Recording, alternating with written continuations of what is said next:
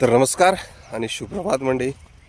चला तर आजच्या दिवसाला सुरुवात करूया. मी तुषार निथेट कोकणातून तुमचं मनापासून स्वागत आहे. तर आत्ता सकाळचे वाजले साधारण 9:30. नाश्ता वगैरे करून आलो आहे आणि आता जातो आहे काजू काढायला. सोबत आई आहे. पण ते काजू भरपूर लागल्या कारण आमच्याकडे काजू लागल्या कोण ना कोण काढून नेतात, त्याच्यामुळे लवकर जाऊन आधी काजू काढायला लागतात. आणि ओल्या काजू काढलेलं की संध्याकाळी ओल्या काजूची भाजीही नक्कीच असते. आता बघूया किती लागले आहेत त्या काजू.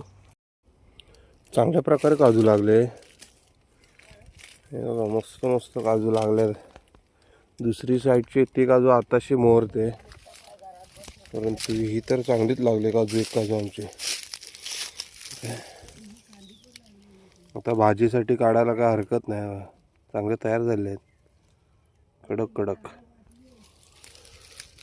आणि घड आहेत. बिना फवारणीच्या काजू. आम्ही काय फवारणी वगैरे काय करत नाही, तरी पण चांगले लागले काजू. पिपरं बघा मस्त. आणि सध्या ओल्या काजूचा दर ऐकलात ना तर मार्केटमध्ये जोरात चालला आहे. कारण 1 किलो साधारण काजू आहे ना 1200 रुपयेपर्यंत भेटतात. 1200. याच्यावरनं विचार करा. कारण सुरुवातीला जर काजू ओल्या गेल्या तर चांगलाच नफा होतो, परंतु त्या 1200 किलो असणारे काजू आम्ही तर फुकट खातो. मस्त लागले आहे घडाने. आणि काजू म्हणजे काय आहे बघा, ही आता ह्या नरम आहे. चिवलून बघायची काजू, जर दाबली गेली तर नरम आहे म्हणजे कोवळी आहे, आणि कडक लागली तर तयार झाली आहे. चांगल्या प्रकारे तयार झाले आणि आज चांगल्या प्रकारे काजू पण भेटतील. अर्ध्या काजू तिकडे पिकल्या आहेत सुद्धा, बोंड हिरवे आहेत, खायला भेटणार नाही. आणि ह्या बघा ह्या पिकलेल्या काजू आहेत. कारण वांदर वगैरे येतात, बोंड खातात आणि काजू खाली काढून टाकून देतात. आमचं कष्ट वाचतात, फक्त बिया जमवायच्या.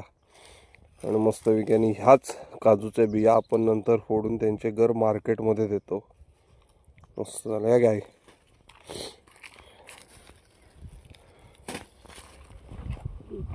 आणि ह्या साईडला आहे बघा, दाखवतो थांबा.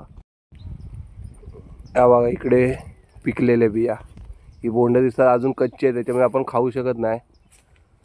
आणि या खाली पिकलेल्या बिया. हे साधारण इथे पिवळं झालंय पण कच्चंच आहे अजून बोंड.